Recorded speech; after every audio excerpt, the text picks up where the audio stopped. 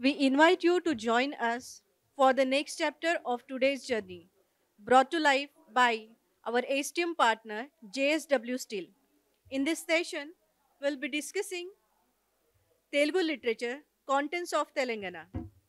Participating are Sunki Reddy Narayan Reddy, Veldandi Sridhar, Srinivas, and Shahjahan. ఇవాళ తెలుగు సాహిత్యం తెలంగాణ ప్రత్యేకతలు అనే అంశం మీద ఈ ముగ్గురితో నేను సంభాషణ చేస్తున్నాను. ఇంగ్లీష్లో కాంటూర్స్ ఆఫ్ తెలంగాణ అన్నాము. అంటే ఒక ఒక ఏదైనా వస్తువుకి కానీ ఏదైనా విషయానికి కానీ రూపాన్ని ఇచ్చేది కాంటూర్సే. ఎత్తులు, పల్లాలు, మందాలు, పొడుగులు, వెడల్పులు ఇవన్నీ కూడా ఒక వస్తువుకు రూపాన్ని ఇస్తాయి. అట్లా తెలంగాణ సాహిత్యానికి ఆ రూపాన్ని, తెలంగాణ సాహిత్యం అని దేన్ని అంటున్నామో దానికి ఆ రూపం, ఆ స్వభావం ఎట్లా వచ్చింది అనేది చర్చించడం ఇక్కడ ముఖ్యమైన విషయం.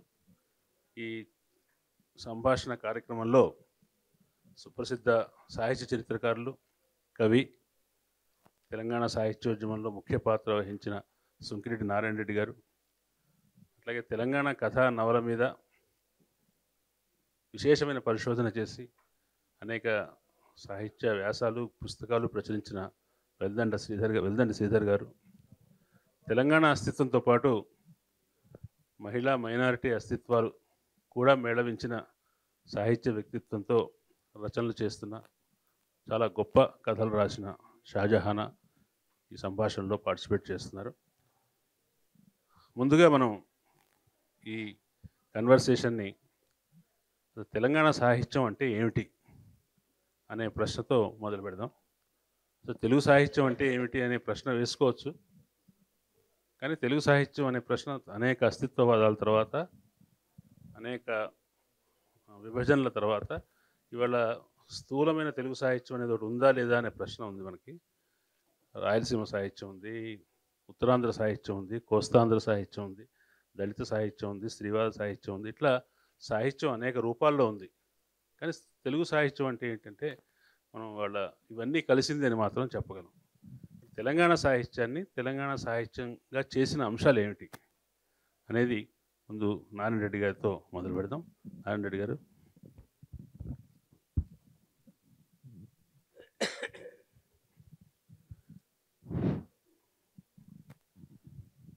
సభకు నమస్కారం. అందరికీ, మిత్రులందరికీ కూడా నమస్కారం. దీనికి ఇనిషియేటర్గా ఉన్నటువంటి శ్రీనివాస్ గారు నిరంతరం నూతన దృక్కోణం నుంచి ఆలోచించగలిగినటువంటి శక్తి ఉన్నవాడు. ఆయన ఏకకాలంలో సామాజిక విశ్లేషకుడు, సాహిత్య విశ్లేషకుడు.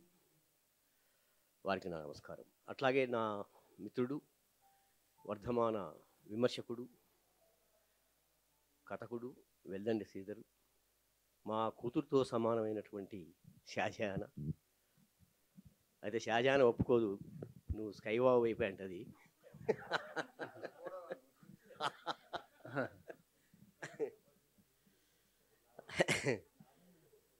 అయితే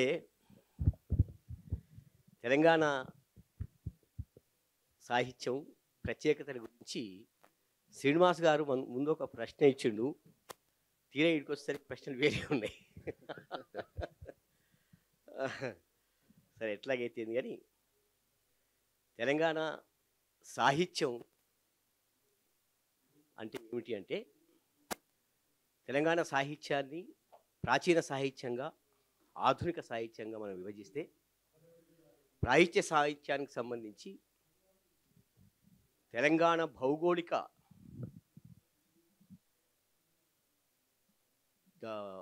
పరివర్తనలో జీవించినటువంటి కవులు రాసినటువంటి సాహిత్యం తెలంగాణ ప్రాచీన సాహిత్యం. ఆధునిక సాహిత్యం వచ్చేటప్పటికీ కొంత ఈ నిర్వచనంలో తేడా ఉంటుంది. తెలంగాణలో భౌగోళికంగా నివసించడమే కాకుండా ఇతర ప్రాంతాల వాళ్ళైనా తెలంగాణని ఓను చేసుకొని, తెలంగాణ కూడా నా ప్రాంతమే అనుకొని భావించి రచనలు చేసేటటువంటి ఆ సాహిత్యాన్ని తెలంగాణ సాహిత్యంగా మేము పిలుస్తున్నాం. ముఖ్యంగా అస్తిత్వ ఉద్యమాలు వచ్చినటువంటి నేపథ్యంలో తెలంగాణ అస్తిత్వాన్ని దృష్టిలో పెట్టుకొని తెలంగాణ అస్తిత్వానికి భంగం వాటిల్లని రీతిలో తెలంగాణ అస్తిత్వాన్ని రక్షించేటటువంటి సాహిత్యాన్ని తెలంగాణ సాహిత్యంగా మేము అనుకుంటున్నాం. అయితే ఈ తెలంగాణ సాహిత్యానికి ఉన్నటువంటి ప్రత్యేకతలు ఏమిటి అంటే, ముందు భౌగోళిక పరిస్థితులు. భౌగోళికత అనేది ఒక ప్రాంత అస్తిత్వానికి ప్రధానమైనటువంటి ప్రాతిపదిక. రెండవది రాజకీయ నిర్మితి అనేది రెండవ ప్రాతిపదిక. అట్లాగే ఈ భౌగోళిక పరిస్థితులు, ఈ రాజకీయ నిర్మితిలో ఇక్కడ ఉత్పన్నమైనటువంటి ఆర్థిక పరిస్థితులు మూడవ ప్రాతిపదిక. వీటి ఫలితంగా ఈ భౌగోళిక ప్రాంతంలో ఏర్పడినటువంటి భాష, సంస్కృతి, సాహిత్యం, వీటి ప్రాతిపదికగా ఉన్నటువంటి దాన్ని మనం తెలంగాణ సాహిత్యంగా పిలవాలి. కాబట్టి భౌగోళిక అంశంలో చూసినప్పుడు తెలంగాణ ఒక కూడలి ప్రాంతంలో ఉన్నది.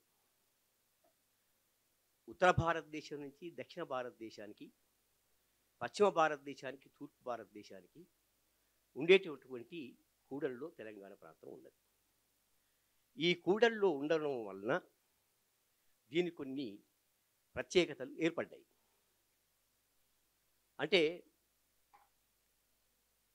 ఈ కూడల్లో ఉన్నందువలన వ్యాపార మార్గాలు ఇక్కడే ఏర్పడి ఆ వ్యాపార మార్గాలు చిన్న చిన్న పట్టణాలుగా ఎదిగి ఆ పట్టణ కేంద్రాలు రాజ్య కేంద్రాలుగా మారడం అనేది జరిగింది. కాబట్టి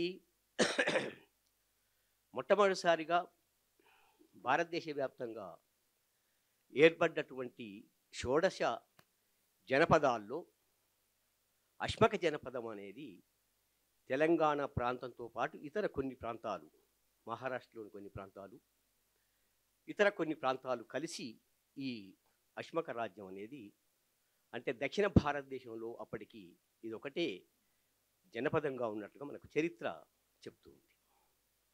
కాబట్టి క్రీస్తుపూర్వం 6వ శతాబ్దం నాటికే ఈ జనపదాలు ఏర్పడ్డాయి. కాబట్టి 6వ శతాబ్దం నాటికే తెలంగాణ ప్రాంతంలో నగరీకరణ మొదలైంది. అంటే అప్పటి నగరీకరణ, ఇప్పటి నగరీకరణ కాదు, మొదలైంది.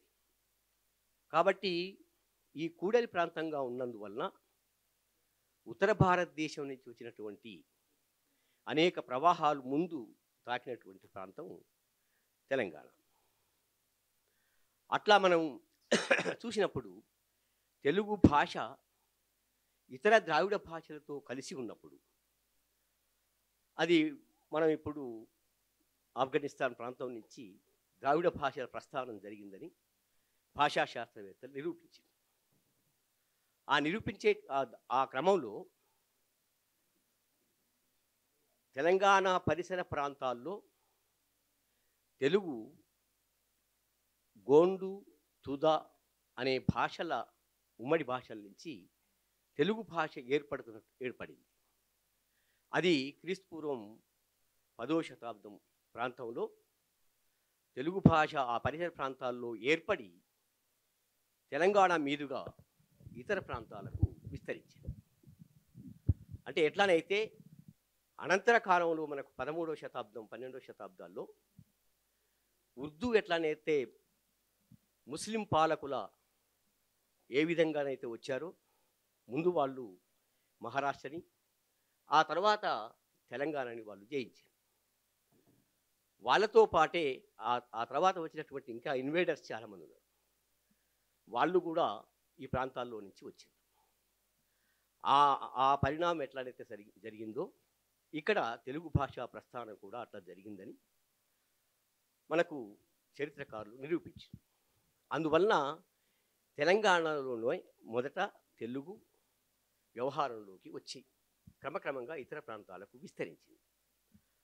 అందువలన మనకు ఈ నగరీకరణ, అంటే అష్మక లాంటి రాజ్యాలు ఏర్పడడం, అదేవిధంగా వాటి ఫలితంగా ఆ తర్వాతి గణరాజ్యాల గణరాజ్యానికి చక్రవర్తుల రాజ్యానికి మధ్యలో సంధి దశలో మనకు శాతవాహనులకు పూర్వం కంవయాస, సిరువయాస, గోబద, నారణ అనే పాలకులు పరిపాలించారు కోటిలింగాల కేంద్రంగా.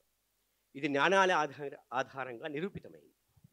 అక్కడ దొరికినటువంటి నాణ్యాలు, ఆ నాణ్యాల మీద క్రీస్తు పూర్వం 2 శతాబ్దాలు 2-3 శతాబ్దాల మధ్యకాలంలో ఈ గోబద అనే పేరు, తర్వాత నారణ అనే పేరు ఆ నాణ్యాల మీద మనకు కనిపిస్తుంది. అంటే ఈ చరిత్రకి మనకు కొంచెం సమయం సరిపోదు అనుకుంటా డిస్కషన్కి.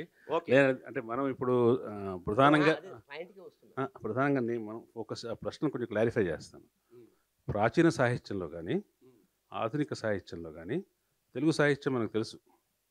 నన్నయ్య గోదావరి జిల్లా వాడు, తిక్కన నెల్లూరు వాడు, ఎర్రన ప్రకాశం జిల్లా వాడు, అట్లాగే పోతన తెలంగాణ వాడు. దీంట్లో వీళ్ళ కావ్యాల్లో అంతర్గతంగా తెలంగాణ లక్షణం మనం చెప్పగలమా ప్రాచీన సాహిత్యంలో? అట్లాగే ఆధునిక సాహిత్యంలో తెలంగాణ సాహిత్యానికే ప్రత్యేకమైన విశిష్టతలు కానీ రూపురేఖలు కానీ ఎట్లా ఉంటాయి, వాటిని ఎట్లా గుర్తించాలి? అదే ఆ ప్రత్యేకతలు చెప్పడానికి.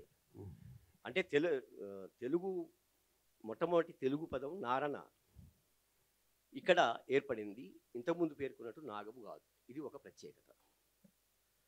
2, గాథా సప్తశతి, దాంట్లో తెలుగు పదాలు తెలంగాణలో వాడుకలో ఉన్నటువంటి పడ్డ లాంటి పదాలు, పిల్లల లాంటి పదాలు, దాంతోపాటుగా తెలంగాణ పరిసరాల వర్ణన వాటిల్లో ఉంది. గోదావరి అంతటి అంతంత ఉంది, కానీ ఈ పరిసరాల్లో ఉన్నటువంటి తెలంగాణలో ఉన్నటువంటి గోదావరి వర్ణన, ఈ ప్రాంతంలో ఉన్నటువంటి గిరిజనుల వర్ణన గాథా సప్తశతిలో ఉంది. అది 2వ ప్రత్యేకత. 3వది బౌద్ధ జైనాలు దక్షిణ భారతదేశానికి ఇటు తెలంగాణ మీదుగా అటు ఉత్తరాంధ్ర మీదుగా దక్షిణాదికి వచ్చినాయి. అట్లా బౌద్ధ జైనాలు వచ్చినప్పుడు ఆ జైన ప్రభావంతో అప్పుడు ఇక్కడ రాష్ట్రాన్ని పాలిస్తున్నటువంటి రాష్ట్రకూటుల కింద తెలంగాణ ఉన్నది. అప్పుడు వాళ్ళ సామంతులుగా వేములవాడ చాళుక్యులు ఉన్నారు. కాబట్టి ఆ జైన ప్రభావంతో ఇక్కడ ముందు జైన సాహిత్యం వచ్చింది. కాబట్టి పంపట రాసినటువంటి విక్రమార్జున విజయం, ఆదిపురాణం అవి మనకు తొలి సాహిత్యంగా ఇక్కడ మనకు కనపడుతున్నాయి. కాబట్టి మొదట ఇక్కడ ఆ ప్రాంతంలో మనకు సాహిత్యం వచ్చింది. ఇది 3వ ప్రత్యేకత. ఆ తర్వాత ఈ సాహిత్య పరిణామంలో మనకు పాల్కురికి సోమనం వచ్చింది. ఇది ఇక్కడ మళ్ళీ దక్షిణాది నుంచి ఇదే కూడలి ప్రాంతం మీదుగా శైవ వైష్ణవాలు ఉత్తర భారతదేశానికి వెళ్ళినాయి. ఆ వెళ్ళే క్రమంలో శైవమత ప్రభావం తెలంగాణ ప్రాంతం మీద, ఆ పరిసర ప్రాంతాల మీద ఉంది. అది కవుల మీద కూడా ప్రభావం చూపించి పాల్కురికి సోమనాథుడు మొట్టమొదటిసారిగా ఒక పురాణాన్ని కాకుండా స్వతంత్ర ఇతివృత్తంతో సంస్కృత భాషను కాకుండా తెలుగు భాషలో రాయడం, సంస్కృత ఛందస్సుల్లో కాకుండా దేశీ ఛందస్సులో రాయడం అనేది మనకు 4వ ప్రత్యేకత. అదే క్రమంలో కనుక మనం చూసుకున్నట్లయితే ప్రాచీన సాహిత్యంలో ఇంకా అంటే శ్రీనివాస్ గారు అన్నట్టు అవ్వాల ఇది తెలంగాణ ప్రాంతం అనే ఒక చైతన్యం ఉండే అవకాశం లేదు. అవ్వాల ఉండేటటువంటి కవులు తమకు తెలియకుండానే తెలంగాణ పరిసరాల్ని అందులో చూపించడం కానీ, తెలంగాణ జీవితాన్ని చూపించడం కానీ చేయగలుగుతారు.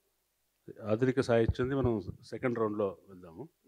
మళ్ళీ శ్రీధర్ గారి దగ్గరికి వెళ్ళి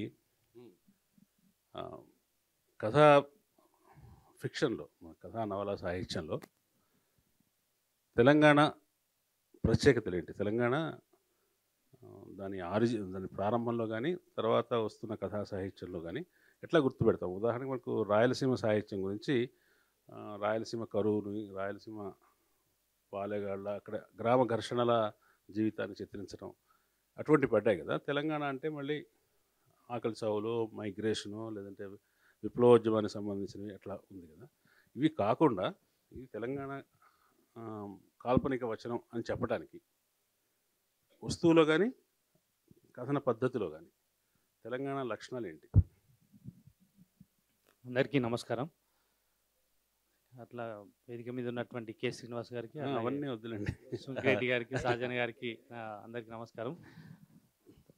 అయితే తెలంగాణ కథలో తనదైనటువంటి ప్రత్యేకత ఏంటి అని మనం ఆలోచించినప్పుడు సార్ చెప్పినట్టు దానికి కొనసాగింపుగానే అనేక ప్రత్యేకతలు కనిపించినా కూడా ప్రాచీన కాలం నుంచి కూడా, ముఖ్యంగా మనం సాయుధ రైతాంగ పోరాటం నుంచి తెలంగాణ అంటేనే ఉద్యమ కథ అన్నంతగా ఒకనాడు విమర్శకుల చేత చూడబడింది. అట్లాంటప్పుడు ఉద్యమం అనేటువంటిది తెలంగాణ ప్రత్యేకత. అంటే రాయలసీమలో ఉద్యమం తక్కువ, అట్లనే అంటే వాళ్ళ కోసం ఉద్యమాలు చేసిన సందర్భాలు అయితే చాలా తక్కువ ఉండి ఉంటాయి. అట్లా కానీ ఇక్కడ తెలంగాణలో మాత్రం తప్పకుండా ఉద్యమానికి తిరుగుబాటుతనం అనేటువంటి తప్పకుండా ఉంది కాబట్టి ఆ అంశాన్ని కథల్లోకి తీసుకొచ్చినటువంటివి ఉన్నాయి. సాయుధ రైతాంగ పోరాటం నేపథ్యంగా సుమారు 100 కథలైనా ఉన్నాయి. వాసిరెడ్డి నవీన్ గారు తెలంగాణ పోరాట కథలు అని చెప్పి సంకలనం వేశారు. అట్లాగే దాని తర్వాత అందులో చేరినటువంటి కథలు కూడా బయట చాలా ఉన్నాయి. దాని తర్వాత వచ్చినటువంటి అనేక ఉద్యమాలను కూడా ఇక్కడ ఉన్నటువంటి కథకులు తప్పకుండా కథీకరించారు. అది ఒక ఉద్యమం అనేటువంటిది ఒక ప్రత్యేకత. రెండవ ప్రత్యేకత ఏంటంటే భాష. గూడూరు సీతారాము, జీరాములు దగ్గర నుంచి కూడా తెలంగాణ భాషను జీవాత్మకంగా తీసుకొని రాసినటువంటి, అప్పటికి ఉన్నటువంటి వివక్ష 1956 కంటే ముందు రాసినటువంటి వాళ్ళు. అప్పుడు బహుశా మరి 52లో ప్రత్యేక తెలంగాణ ఉద్యమం వచ్చినా కూడా వాళ్ళకు అప్పుడు ఉన్నటువంటి పత్రికలు కూడా వాళ్ళ కథల్ని రిజెక్ట్ చేయలేదు. వాళ్ళు అయినా కూడా వాళ్ళకి తెలిసినటువంటి వాళ్ళ భాషలోనే తెలంగాణ తెలుగులోనే రాసినటువంటి కథలు చాలా ఉన్నాయి మనకు. గూడూరు సీతారాం, జీరాములు ఇట్లాంటి వాళ్ళ కథలు మనకు లభ్యమవుతున్నాయి. దాని తర్వాత వచ్చినటువంటి ప్రత్యేక తెలంగాణ పోరాటం నేపథ్యంగా చౌరాస్తా అనేటువంటి కథా సంకలనం వచ్చింది మనకు. డాక్టర్ బివిఎన్ స్వామి, కర్రైలారెడ్డి సంపాదకత్వంలో వచ్చినటువంటి కథలు కూడా ఇవి మనకు. అంటే ఇవన్నీ కూడా ఇక్కడ ఉన్నటువంటి సంస్కృతిని, ఇక్కడ ఉన్నటువంటి భాషను, ఇక్కడ ఉన్నటువంటి మాండలిక సొగసును వీటన్నిటిని నేపథ్యంగా తీసుకొని రాయడం వల్ల ఇది తెలంగాణకి ప్రత్యేకమైనటువంటి కథ అని మనం స్పష్టంగా ప్రధాన తెలుగు కథ నుంచి కూడా వేరుపరిచి చూడవచ్చు అనేటువంటిది మనకు అర్థమవుతున్నాయి. ఇక్కడ ఉన్నటువంటి అనేక సార్లు చెప్పినట్టు విప్లవోద్యమమే కాదు, విప్లవోద్యమం దాటి చాలా జీవితం ఉన్నది అని చెప్పి అనేక కథలు నిరూపించినాయి. పెద్దింటి అశోక్ కుమార్ రాసినటువంటి చాలా కథలు మనకు ఇక్కడ ఉన్నటువంటి సామాజిక జీవితాన్ని ఎట్లా తీసుకున్నారు, బహుజన జీవితాన్ని ఎట్లా తీసుకున్నటువంటిది మనం కొత్తగా చెప్పాల్సిన అవసరం లేదు. అట్లా ఇవన్నీ కూడా ఇక్కడ ఉన్నటువంటి కథకులు ఇతర ప్రాంతాల కథకులకు భిన్నంగా ఇక్కడి మట్టిలో ఉన్నటువంటి నేటివిటీని తీసుకురావడం, ఇక్కడ ఉన్నటువంటి గ్రామాలను పేర్కొనడం, ఇక్కడ ఉన్నటువంటి పాత్రల్ని పేర్కొనడం అనేటువంటిది అంత ముందున్నటువంటి కథల్లో కూడా అంతా ఒక హై స్టాండర్డ్ ఉన్నటువంటి వాళ్ళ జీవితం, లేదంటే అక్కడ ఉన్న ఆ పాత్రలు మాత్రమే కథలో కనిపిస్తాయి. కానీ తెలంగాణలోకి వచ్చేసరికి ఎల్లయ్య, పుల్లయ్య, రామక్క, మల్లక్క కూడా పెద్దింటి అశోక్ కుమార్ కథలు చదివితే మనం ఒక చిన్న పల్లెటూరు పోయి జీవించినట్టే కనిపిస్తూ ఉంటాం. అట్లా కేవీ నరేంద్ర కావచ్చు, బిఎస్ రాములు, తర్వాత కాలువ మల్లయ్య, ఇట్లా వీళ్ళందరి కథల్లో కూడా వాళ్లకు అంటే ప్రధాన పత్రికలు అప్పుడు ఉన్నటువంటి పత్రికలు రిజెక్ట్ చేసినా కూడా వాళ్ళు మాకు నచ్చినటువంటి, మాకు తెలిసినటువంటి జీవితమే రాస్తాం, ఇదే తెలంగాణ యొక్క విశిష్టత అనేటువంటి ఒక సోయితోని రాయడం అనేటువంటిది ప్రధానంగా కనిపిస్తూ ఉంది. కథ అనేది మామూలు కథ కానీ నవల కానీ చాలా ఆధునిక సమాజానికి సంబంధించిన సాహిత్య ప్రక్రియ. మనం ఉత్తరాంధ్రలో శ్రీకాకుళ పోరాటం కానీ, గిరిజనుల సమస్యలు కానీ, తెలంగాణలో సాయుధ పోరాటం కానీ, అప్పటిది 48 కానీ 80s తర్వాత వచ్చింది కానీ, లేదా ఇతర భూస్వామ్య సమస్యలు ఏదైతే ఉంటాయో గ్రామీణ ప్రాంతాల్లో ఉన్న సమస్యలు కానీ, రాయలసీమ సమస్యలు కానీ, ఇవన్నీ కూడా ఆధునిక పూర్వ సమాజాల్లో వస్తున్న సామాజిక ఘర్షణ చిత్రించినాయి. ఆంధ్ర ప్రాంతంలోకి వస్తే మధ్యతరగతి కథ చాలా ఉంది. మధ్యతరగతి కథకు ఉండే అడ్వాంటేజ్ అంటే విలువల పోరాటం మధ్యతరగతి కథలో ఎక్కువ జరుగుతుంది. మానవ సంబంధాలు కావచ్చు, ఇటువంటి నగర జీవితంలో వచ్చే సంక్షోభం కావచ్చు, ఎక్కువ విలువలకు సంబంధించిన చర్చ మధ్యతరగతి కథకు వచ్చే అవకాశం ఉంది. తెలంగాణలో మధ్యతరగతి కథ వచ్చిందంటారా? వస్తే తగినంత మధ్యతరగతి ఉన్నదా తెలంగాణలో? మరి మధ్యతరగతి రచయితల సంఖ్య తక్కువనా?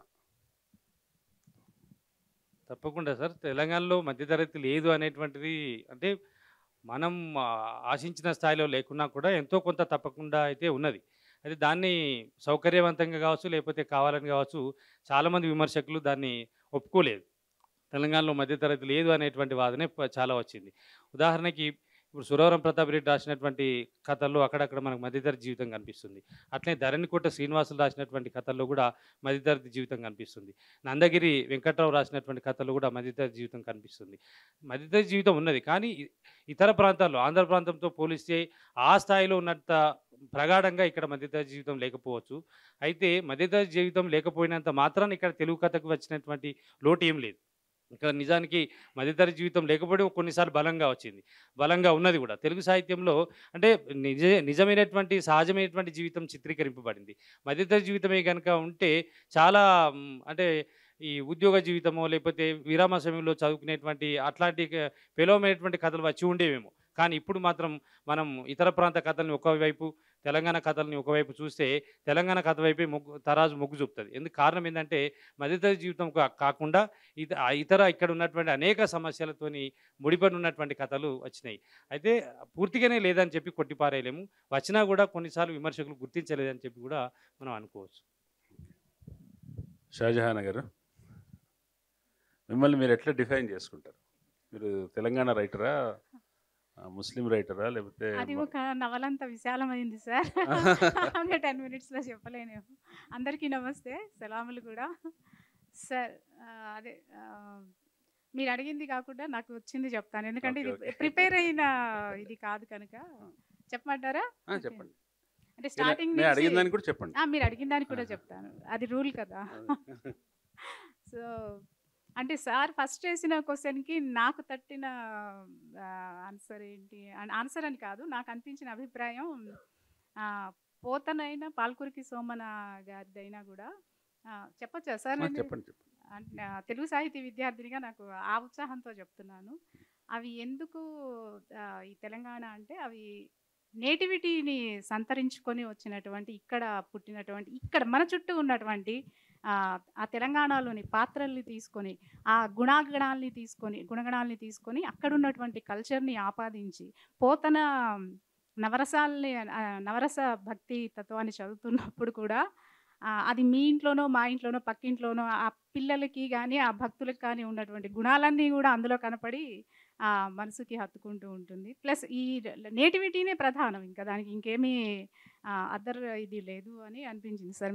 అంటే అది పెద్దగా చెప్పడానికి లేదు కానీ ఇంతవరకు నాకు అనిపించింది చెప్తున్నాను. తర్వాత మీరు మధ్యతరగతి గురించి అంటే మధ్యతరగతి గురించి కంటే కూడా శ్రీధర్ గారు చెప్పినట్టు లోయర్ మిడిల్ క్లాస్ లైఫ్ అని చిత్రించడమే కథకి బలాన్ని ఇస్తుందని నేను అనుకుంటాను. తర్వాత తెలంగాణ కథకి నన్నేంటో నిర్వచించుకోమన్నారు, దీంట్లోనే నన్ను నేను నిర్వచించుకుంటూ ఉన్నాను. తెలంగాణ కథ అయినా నవలైనా కవిత్వమైనా కూడా వస్తు ప్రధానమైనవి ఇవి. అసలు మాకు తెలంగాణలో ఒక మట్టి రేణువుని ముట్టుకున్నా, ఒక కొమ్మని ముట్టుకున్నా, చెట్టుని ముట్టుకున్నా సాహిత్యం ఇట్లా జలజల రాలిపోతుంది అన్నమాట, ఇట్లా వచ్చేస్తుంది ఇంకంతే. ఎందుకు అని అంటే అంత వస్తువు ఉంది తెలంగాణ జీవితంలో, అంత వస్తువు ఉంది, అంత విస్తృతమైనటువంటి వస్తువులు ఉన్నాయి, ఎవరు చూడనటువంటి వస్తువులు ఉన్నాయి, ఎవరు రాయనటువంటి వస్తువులు ఉన్నాయి, అంత కొత్త కథ దాగి ఉంది మా లైఫ్స్ నిండా కూడా. ప్రపంచానికి తెలియనటువంటి ఒక కొత్త జీవితాలు ఉన్నాయి. ఇంకొకటి ఏంటి అని అంటే ఎంత అలంకారాలు చేసినా కూడా, అంటే నేను నిన్నటి నుంచి వింటూ వస్తున్న దానికి కూడా నేను ఇక్కడ ఈ వేదిక నుంచి నేను చెప్తున్నాను. ఒక ఏమంటారు, శవానికి ఎంత అలంకారం చేసినా లేచి కూర్చోదు కదండి. సో వస్తువు అనేది ఆత్మ, వస్తువే ప్రధానం. ఆ మిగతా అన్నీ కూడా దానికి మిగతా అలంకరణలు లాంటివి. అట్లాంటి వస్తువు తెలంగాణలో ఇంతకు ముందు బతికే ఉంది, ఇప్పుడు బతికే ఉంది, ఇక ముందు కూడా బతికే ఉంటుంది అన్నమాట. అది తెలంగాణ యొక్క ప్రత్యేకత. వస్తువు అనేదే ఇక్కడ మమ్మల్ని అందరినీ నిలబెడుతున్నటువంటి ఒక సాహిత్యంలో నిలబెడుతున్నది ఆ వస్తువు మూలంగానే మేము, అంటే మా జీవితాలే మా వస్తువులు, ఇక్కడ వేరే వస్తువేం లేదు.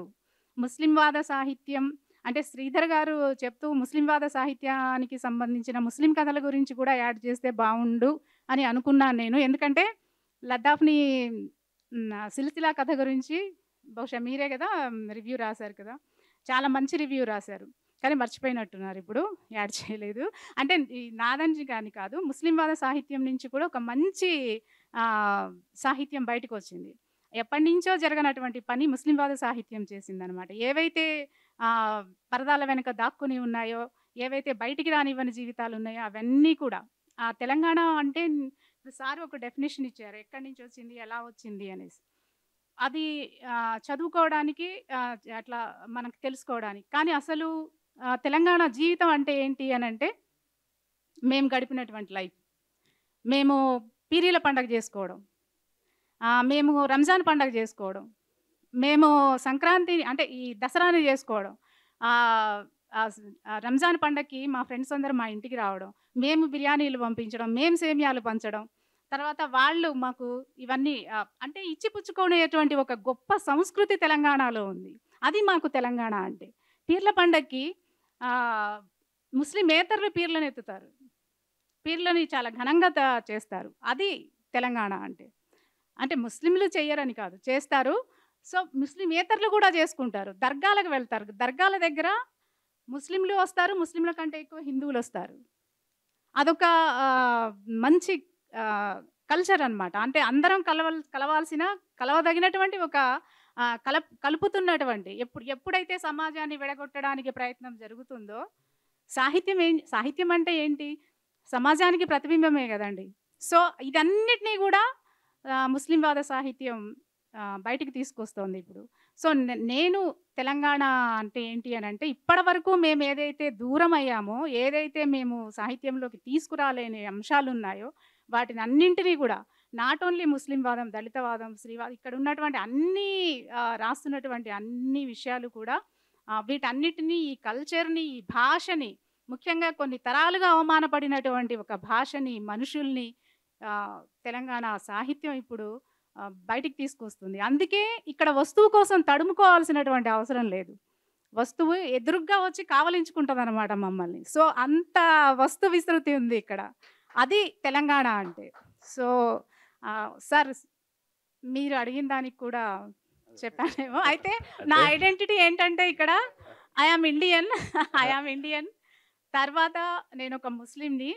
తర్వాత అంటే ముస్లిం స్త్రీగా నేనేమి ఎదుర్కొంటున్నాను, ఇవన్నీ కూడా ముస్లిం స్త్రీగా మేమేమి ఎదుర్కొంటున్నామో ఇవన్నీ కూడా రాస్తూ వస్తున్నాము. ఇవన్నింటికంటే ముందు ఉమెన్ కూడా మనిషి.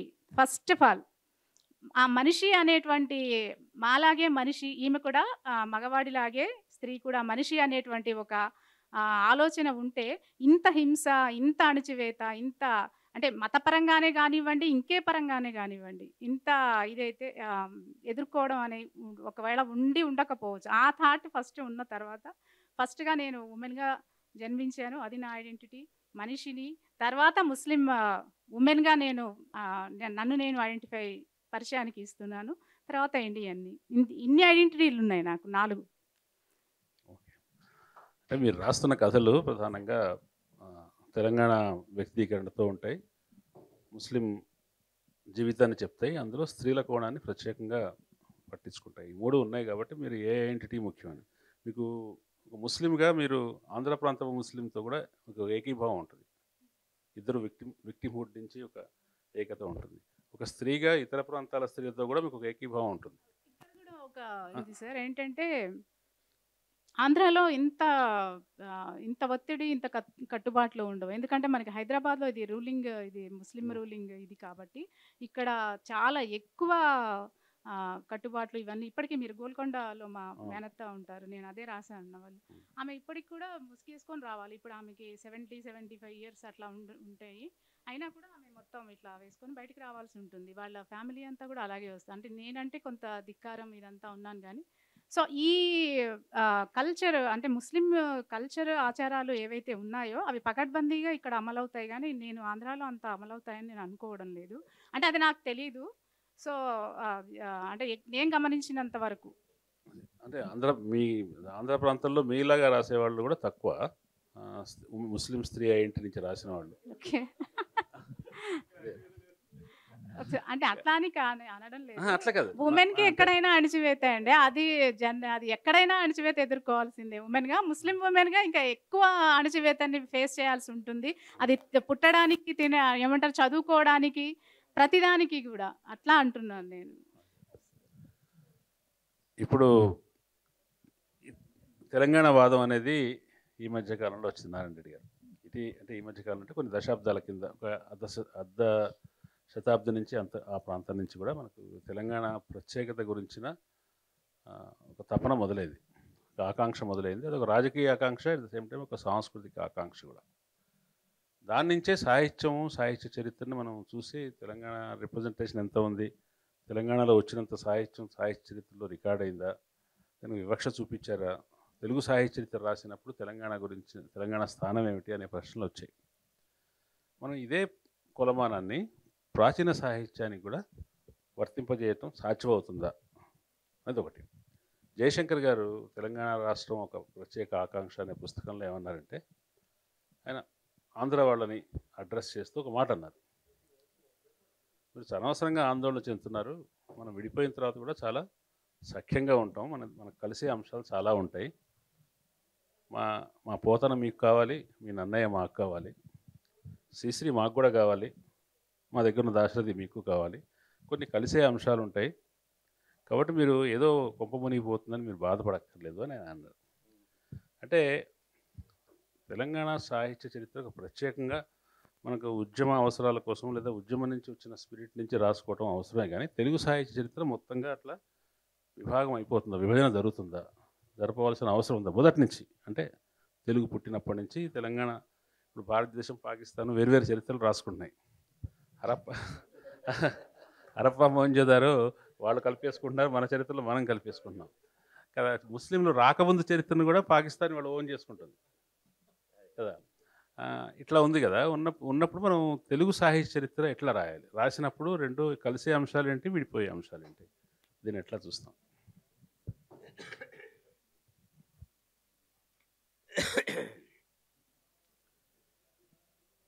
రెండు ప్రాంతాలకు ఒకే సాహిత్య చరిత్ర, ఒకే ప్రాంత సాహిత్య చరిత్ర రాయడం వల్ల చాలా విస్మరణలు జరిగినాయి. కాబట్టి ఆ విస్మరణలు ఉద్దేశపూర్వకంగా జరిగినాయి, తెలియకపోవడం వల్ల జరిగినాయి, ఈ ప్రాంతం గురించి అవగాహన లేకపోవడం వల్ల కూడా జరిగినాయి. ఎందుకంటే ఇప్పుడు పాల్కూరికి అక్కడెక్కడో హాల్కూరికి అని కర్ణాటకకు తీసుకెళ్ళారు, అది తెలంగాణలో రుజువైపోయింది. రుజువు కానంత కాలం అక్కడి వాడిగానే అతను గుర్తించబడేవాడు. పోతనని ఇప్పటికి కూడా కడప జిల్లాలోని బొమ్మెర దగ్గరికే తీసుకువెళ్తున్నారు, ఒంటిమిట్ట. ఇది రుజువైంది, తెలంగాణలో ఉన్నదని రుజువైంది. ఇవి ఎట్లా రుజువైనవి అంటే, తెలంగాణ అస్తిత్వ చైతన్యం వచ్చిన తర్వాత ఒక అస్తిత్వ చైతన్యానికి తన ప్రాచీనమైనటువంటి భూమిక కూడా దాని నుంచి ఒక స్ఫూర్తిని పొందడం కోసం తన ప్రాచీన చరిత్రను కూడా నిర్మించుకుంటారు. అది సాహిత్య చరిత్ర అయినా కూడా అట్లా ఇట్లాంటివి జరిగినాయి. కాబట్టి ప్రత్యేకంగా ఈ తెలంగాణ చరిత్రను సాహిత్య చరిత్రను కానీ నిర్మించుకోవాలి. అట్లా చాలామంది కవుల గురించి, నూతన కవి సూరన్న ఆయన ఆయన నడిపినటువంటి కథాక్షేత్రం ద్రాక్షారామం, కానీ ఆయన తెలంగాణలోని ముదిగొండ ప్రాంతానికి చెందినవాడు అనేది రుజువైంది. అట్లా చాలామంది కవుల గురించి జరిగినప్పుడు ఆ విస్మరణని ఈ ప్రాంతం కవులని తమ ప్రాంతం వాడిగా ఓన్ చేసుకున్నప్పుడు దాన్ని ఖచ్చితంగా మనం వేరే సాహిత్య చరిత్ర రాసుకుంటే తప్ప ఆ విస్మరణలు సవరించబడవు. కాబట్టి అది ఇప్పుడు ఆధునిక కాలంలోనైనా ప్రాచీన కాలంలోనైనా రెండు ప్రాంతాల్లో జరిగింది. ఇప్పుడు అనేక సాహిత్య చరిత్రలు వచ్చినాయి, 27 సాహిత్య చరిత్రలు వచ్చినాయి. అన్ని సాహిత్య చరిత్రల్లో కూడా ఇదే విస్మరణ జరిగింది. అన్ని సాహిత్య చరిత్రలు కూడా ఆ ప్రాంతానికి చెందిన వాళ్ళే రాసిండ్రు. ఈ ప్రాంతానికి చెందినటువంటి వాళ్ళు తర్వాత ఇటీవలి కాలంలో సాహిత్య చరిత్రలు రాసిండ్రు. కాబట్టి ఆ ప్రాంతం వాళ్ళు రాసినందువలన వాళ్ళకి ఆ ప్రాంతం మీద అభిమానం కొద్దీ రాసి ఉండొచ్చు, ఇక్కడ ప్రాంతం గురించి తెలియకపోయడం వల్ల కూడా రాసి ఉండొచ్చు. ఇలాంటి విస్మరణలన్నీ కూడా. ఇప్పుడు కందుకూరు రుద్రకవి అంటే కందుకూరు చాలా ఉన్నాయి, తెలంగాణలో చాలా కందుకూరులు ఉన్నాయి, అక్కడ చాలా కందుకూరులు ఉన్నాయి, అక్కడి కందుకూరు రుద్రకవి అని అన్నారు, కాదు ఇక్కడ రుద్రకవి అని నిరూపించడం. ఇట్లాంటివన్నీ సవరించబడాలి అంటే ప్రత్యేకంగా ఏ ప్రాంతానికి ఆ ప్రాంత సాహిత్య చరిత్రలు రావాల్సిందే, నిర్దిష్టంగా సాహిత్య చరిత్రలు రావాల్సిందే. అంటే దేని ప్రాతిపదిక మీద సాహిత్య చరిత్రలు విభజిస్తాము? ఉమ్మడి అంశాలు అంటే ఒక ప్రబంధ ప్రక్రియో, పురాణ ప్రక్రియో, లేకపోతే యక్షగాన ప్రక్రియో, ఇట్లాంటి ప్రక్రియ ఏమైనా ప్రత్యేకంగా ఈ ప్రాంతానికి ఉన్నాయా అంటే ఫస్ట్ నిర్ణయించవలసింది భౌగోళికంగా నిర్ణయించిన తర్వాత మిగతా వాటిని గురించి మనం ఆలోచించవలసి ఉంటుంది. అంటే ఇప్పుడు కథా సాహిత్యంలో ఎట్లయితే విస్మరణ జరిగిందో తెలుగులో మొట్టమొదటి వచ్చినటువంటి వైతాళికులు కానీ, కల్పన కానీ, మహాసంకల్పం కానీ, ఇవన్నీ నవకవిత కానీ, ఏ కవితా సంకలనంలో కూడా తెలంగాణకు సరి అయినటువంటి ప్రపోర్షనేట్ ప్రాతినిధ్యం లేదు. 10% 5% ప్రాతినిధ్యం కూడా లేని, అసలే ప్రాతినిధ్యం లేనటువంటి కవితా సంకలనాలు ఉన్నాయి. అంటే ఈ సంకలనాలను చూసినప్పుడు, ఈ సాహిత్య చరిత్రలు చూసినప్పుడు మిగతా ప్రాంతాల వాళ్ళకు కానీ, మిగతా భాష వాళ్ళకు కానీ తెలంగాణలో సాహిత్యం లేదనే ఒక అభిప్రాయం ఏర్పడుతుంది. కాబట్టి తెలంగాణ సాహిత్య సృజన లేనటువంటి ఒట్టిపోయిన నేల అనే ఒక అభిప్రాయం ఏర్పడుతుంది. కాబట్టి దాన్ని పూర్వపక్షం చేయాలి అంటే తెలంగాణ వాళ్లకు ఒక ఆత్మగౌరవం ఎలా, ఒక ఆత్మవిశ్వాసం కలగాలి అంటే తెలంగాణకు కూడా అటువంటి చరిత్ర ఉన్నదనే విషయాన్ని సాక్ష్యాలతో సహా నిరూపించాలి. ఇప్పుడు ఆంగ్లేయులు భారతీయుల్ని మూర్ఖులు అంటే అప్పుడు భారతదేశ చరిత్రకారులు చరిత్రంతా వెలికి తీశారు, తమ చరిత్ర నిర్మించారు. అట్లాగే ఇప్పుడు కూడా ఏ ప్రాంతానికి ఆ ప్రాంతం వాళ్ళ చరిత్ర నిర్మించుకోవాలి ఫస్ట్. అది ఉత్తరాంధ్ర ప్రాంతానికి కూడా అట్టే అన్యాయం జరిగింది. అక్కడ చాలామంది కవుల గురించి కూడా జరిగింది. చాలామంది కవుల గురించి తర్వాత అనేక వ్యాసాలు రాసినాం. అట్లా చూసినప్పుడు ప్రత్యేకంగా ఈ సాహిత్య చరిత్రలు నిర్మించుకోవాల్సిందే. అంటే వివక్ష నుంచి, విస్మరణ నుంచి, ఆధిపత్య ప్రాంతం చేసిన అన్యాయం నుంచి మనల్ని మనం తెలంగాణ వాళ్ళని డిఫైన్ చేసుకోవడం కాకుండా తెలంగాణ తనను తాను ఎట్లా డిఫైన్ చేసుకుంటుంది. ఉదాహరణకి గోరటెంకన్న సాహిత్యం ఉందనుకోండి. గోరటెంకన్న సాహిత్యంలో నైసర్గికంగా తెలంగాణలో పూసిన పూలు ఉంటాయి. ఆయన వర్ణించింది తెలంగాణ చెరువు, ఆయన ఇచ్చిన పేర్లు తెలంగాణ పేర్లు. అది తెలంగాణ నుంచి కాకుండా ఇంకో చోటు నుంచి ఆ పాటలు వచ్చే అవకాశం లేదు. అంటే ఆర్గానిక్గా ఇక్కడ పెరిగినటువంటి సాహిత్యం. ఈ గోరటెంకన్న సాహిత్యాన్ని తెలంగాణ సాహిత్యం అని చెప్పడానికి ఆయన వివక్షను ఎదిరించాడనో, ఆంధ్రాదికి విక్టిమ్ అయ్యాడనో ఏ కారణాలు అక్కర్లేకుండా తనంతట తాను తన లోపల నుంచి అది తెలంగాణ అస్తిత్వాన్ని వ్యక్తం చేస్తుంది. అట్లా మనం తెలంగాణ సాహిత్య లక్షణాన్ని దాని నైసర్గికత నుంచి, సాంస్కృతికత నుంచి అట్లా లోతుగా పాదుకుని పోయిన లక్షణాలను ఏం చెప్పగలం అనేది ఇందాక మనం ఫస్ట్ అడుగుతున్నాం ప్రశ్నలో మిగిలిన భాగం. అంటే ఒకటి, అక్కడి సాహిత్యం ప్రధానంగా సంస్కృత ప్రభావంతో వచ్చింది. ఇక్కడ సంస్కృతము ప్లస్ ఆంగ్లం, ఆ రెండు భాషల ప్రభావంతో వచ్చిన సాహిత్యం ఉంది. స్థానిక పరిస్థితులకు అనుగుణంగానే సాహిత్యం కూడా వచ్చింది ప్రభావాల వల్ల. ఆ భాషల ఆంగ్ల భాష ప్రభావం వలన, సంస్కృత భాష ప్రభావం వలన తమ ప్రాంత వాస్తవికతతో సంబంధం లేనటువంటి సాహిత్యం కూడా వచ్చింది. కానీ ఇక్కడ నేను గమనించినంత వరకు ఇక్కడి స్థానిక పరిస్థితుల ప్రాతిపదికగా చాలా వరకు పాల్కురికి సోమన రాసింది ఇక్కడి ప్రాంతమే, ఇక్కడి జీవితం మొత్తం ఈ ప్రాంతం తప్ప మనకు దాంట్లో చూసేసరికి మనకు ఇక్కడి ప్రాంతం అన్నీ కనిపిస్తాయి. భాష కానీ, సామెతలు కానీ, ఇట్లాంటివన్నీ కూడా కనపడతాయి. అట్లాగే ఇప్పుడు పోతనలు ఇక్కడి నైసర్గికత మనకు కొంతవరకు కనిపిస్తుంది, పూర్తిగా పాల్కురికి లాగా మనకు కనపడదు. అలాంటివి మనకు సాహిత్య చరిత్రలు మనకు చాలా చోట్ల కనపడతాయి. అంటే అవి ఇప్పుడు గోరటెంకన్న పాట రాసిండు అంటే గోరటెంకన్న తెలంగాణ భాష ప్రతిబింబించే విధంగా పాటలు ఎప్పుడు రాసిండు? తెలంగాణ చైతన్యం వచ్చిన తర్వాత, తెలంగాణ అస్తిత్వ చైతన్యం వచ్చిన తర్వాత తెలంగాణ నేటివిటీకి మరింత కేంద్రీకరించి రాసిండు. అంతకుముందు గద్దరైనా గోరటెంకన్న అయినా అప్రయత్నపూర్వకంగా వచ్చినటువంటివి కొంతే ఉన్నాయి. ఆ తర్వాత పర్టికులర్గా ఈ ఉద్యమ చైతన్యం నుంచి తెలంగాణ భాషను వాటన్నిటిని కూడా వాళ్ళు తీసుకొచ్చారు. కాబట్టి వాటిని ఎట్లా మనం కాదగలుగుతాం? కాబట్టి అట్లాంటివి మాత్రమే తెలంగాణ ప్రత్యేకతని నిర్ధారిస్తాయి అంటే కొన్ని నిర్ధారిస్తాయి. ఇప్పుడు ఆంగ్ల ప్రభావం, ఇప్పుడు మా అభ్యుదయ కవిత్వం వచ్చింది. అభ్యుదయ కవిత్వం రావడానికి తగిన ప్రాతిపదిక అప్పుడు కోస్తాంధ్రలో ఉన్నదా? నేను నిరూపించడం లేదు. అప్పుడున్న కార్మికులు ఎంతమంది? కొన్ని వేల మంది. మొత్తం తెలంగాణలో కానీ, ఆంధ్రదేశంలో కానీ, తెలంగాణలో ఒక 40,000 మంది కార్మికులు ఉన్నారు. రైల్వే కార్మికులు కానీ, సింగరేణి కార్మికులు కానీ 40,000 మంది ఉన్నారు. అప్పుడు ఆంధ్రాలో 27,000 మందో 30,000 మందో ఉన్నారు. ఎప్పుడు 1934 నాటికి. అంటే సోషలిస్ట్ విప్లవం రావాలంటే, కార్మిక వర్గం విప్లవం రావాలి అంటే కార్మికులు రావాలి కదా ముందు. కార్మికులు లేకుండా కార్మిక వర్గ నాయకత్వంలో కార్మిక వర్గ విప్లవ సోషలిజం విజయం సాధించాలనే కాన్సెప్ట్ అక్కడ ప్రభావంతో వచ్చింది తప్ప స్థానిక పరిస్థితి నుంచి వచ్చింది కాదు. కానీ ఇక్కడ జరిగినటువంటి తెలంగాణ సాయుధ పోరాటం స్థానిక పరిస్థితుల నుంచి వచ్చింది.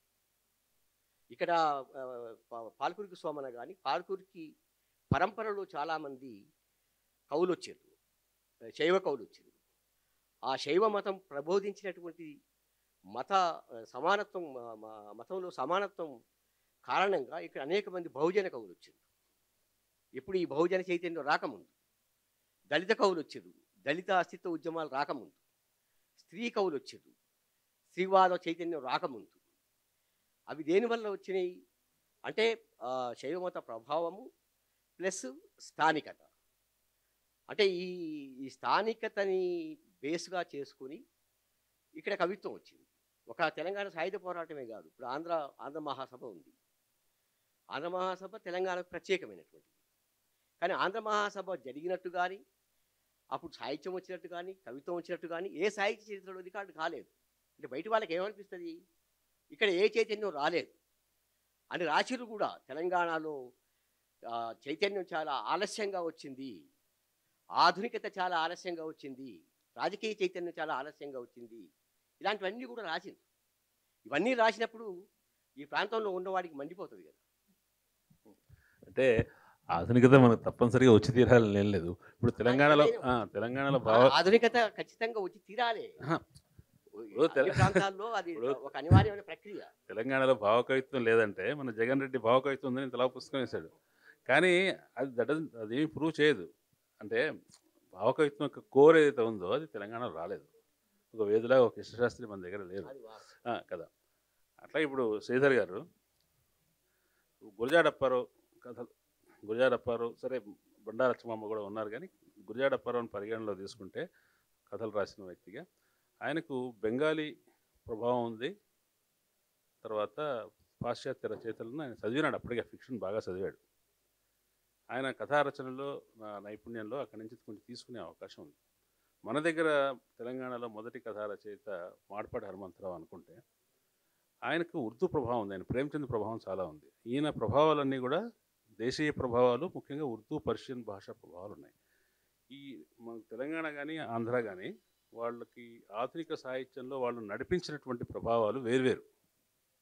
ఇది కథా సాహిత్యం మీద ఏమైనా చూపించిందా? మన దగ్గర ప్రయోగాలు చేసిన కథకులు ఇప్పుడు అంపశయ్య నవీను, కొంచెం ఆడపి లక్ష్మీపతి లాంటి వాళ్ళు పాశ్చాత్య కథ నాటిని చదువుకొని ఇక్కడ కొత్త రకం రాశారు. కానీ అక్కడ ఉన్నంతమంది వడ్డీ చండీదాస్ లాంటి వాళ్ళు, అటువంటి వాళ్ళు మన దగ్గర లేరు కదా. ఈ ప్రభావాలు ఇంకా అట్లా కొనసాగుతున్నాయి మన దగ్గర. ఇంగ్లీషు ఇతర సాహిత్యాన్ని చదివే అధ్యయనం కొనసాగుతుందా? కథ క్వాలిటీ మీద కానీ కథల వైవిధ్యం మీద కానీ ఈ ప్రభావం ఎట్లా ఉంది రెండు ప్రాంతాల్లో?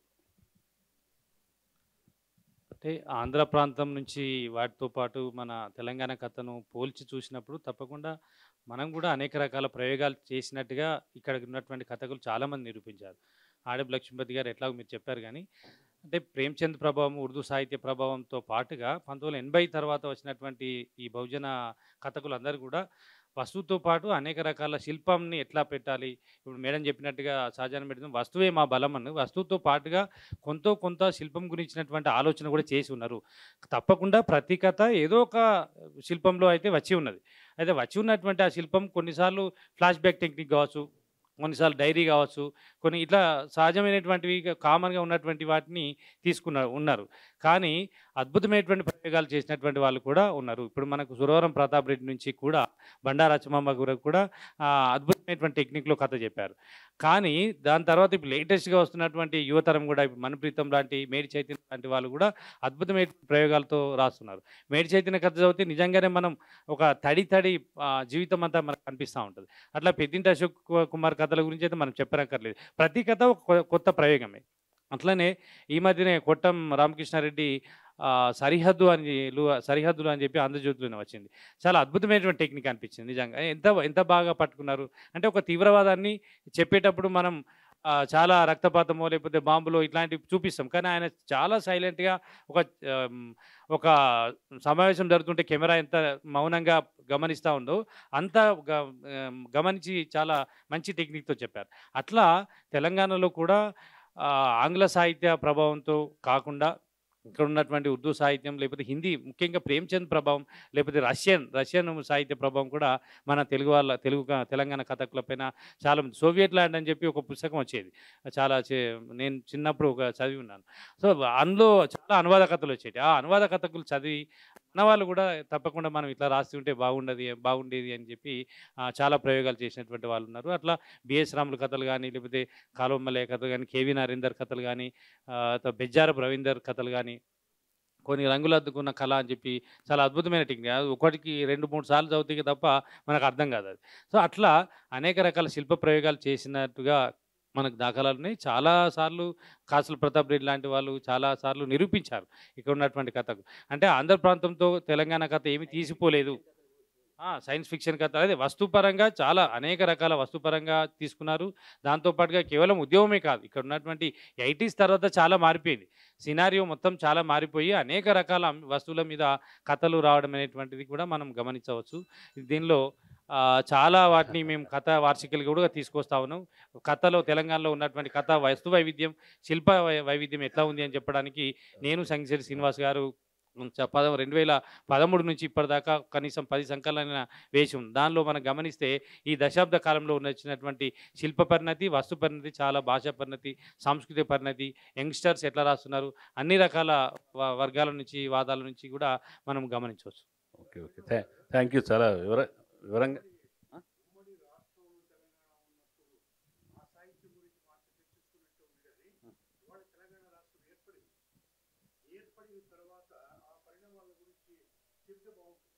తప్పకుండా సార్.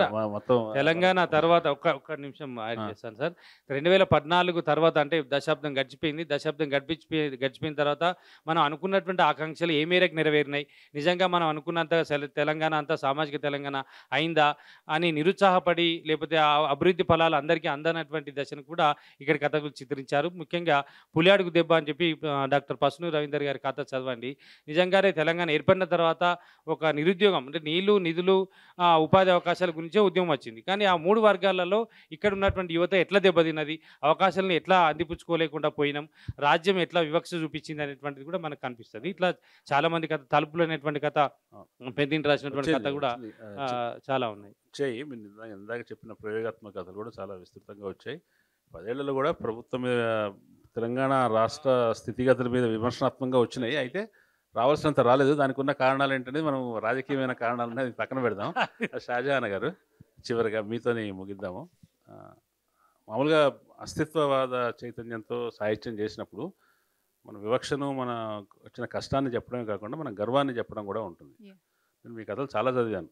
చాలా చదివితే నాకు జీవితంలోని చాలా విషాదము, సంఘర్షణ, తర్వాత బాధ చాలా ప్రతిభావంతంగా చెప్పారు.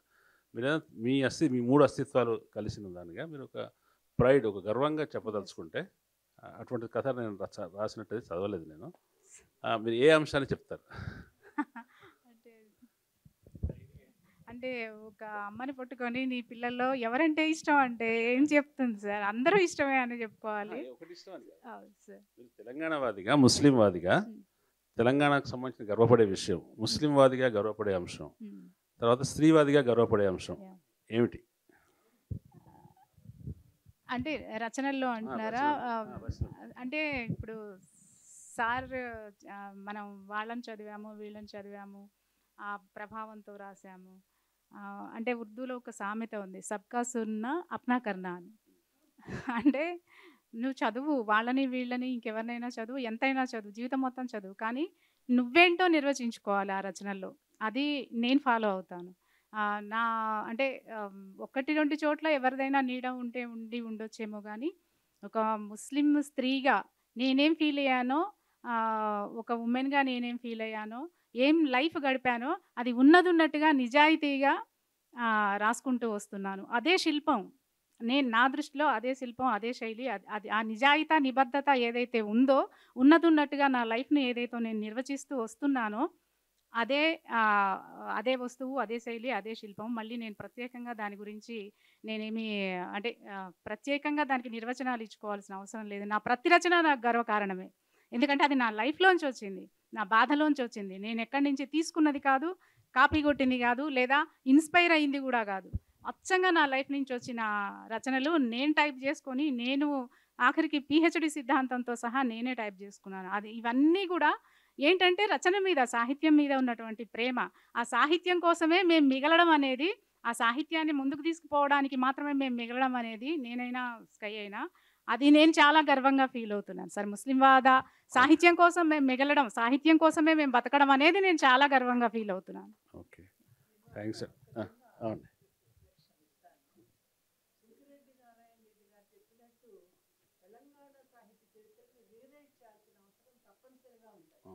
ఎందుకంటే కోస్తా ప్రాంతం వాళ్ళు సంకలనాలు చేసినప్పుడు తెలంగాణ భాషే కాదు అనేటువంటి ఒక దృక్పథం ఉంది వాళ్ళలో.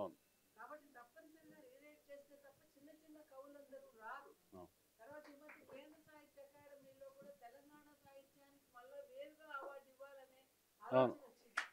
ఈ నేపథ్యంలో ఒక చిన్న విన్నపం, ట్యాంక్ బండ్ మీద ఉండేటువంటి విగ్రహాల్లో తెలంగాణ ఇతర కవులని తీసేయాలా, పంపించేయాలా అన్నది అది మాత్రం దయచేసి